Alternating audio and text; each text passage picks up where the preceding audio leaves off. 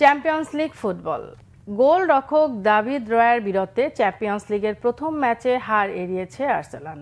বৃহস্পতিবার Italian club আতালান্তার সঙ্গে গোলশূন্য ড্রয়ের point ভাগাভাগি করে গানাররা।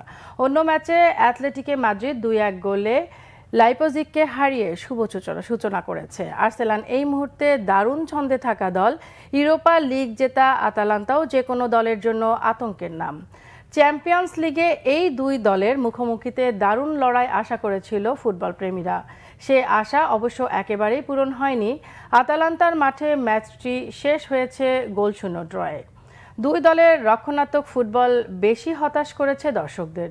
প্রথমার্ধে আর্সেলোনার বুকায়ো সাকার ফ্রি কিক ঠেকিয়ে আতালান্তার বিপদ সামাল দেন গোলরক্ষক মার্কো কার্নোসেচ্চি। আর দ্বিতীয়ার্ধের শুরুতে আতালান্তার মাতেও রেতেগুইয়ের পেনাল্টি শট ফিরিয়ে আর্সেলোনাকে রক্ষা করেন গোলরক্ষক দাভিদ রয়া। স্প্যানিশ ক্লাবটি অ্যাথলেটিকো এদিন ঘরের মাঠে লাইপজিগের বিপক্ষে চতুর্থ মিনিটেই গোল হজম করে। জার্মান ক্লাবটি গোলদাতা বেনিয়ামি সেস্কো 28 মিনিটে অ্যাথলেটিকোর আতোয়ান গ্রিজম্যান গোল শোধ দেন। এরপর ম্যাচ যখন সমতায় শেষ হওয়ার অপেক্ষায় তখন 90 মিনিটে হোসে মারিয়া হিমেনেজের গোলে জয় নিয়ে মাঠে ফেরেন স্বাগতিকরা।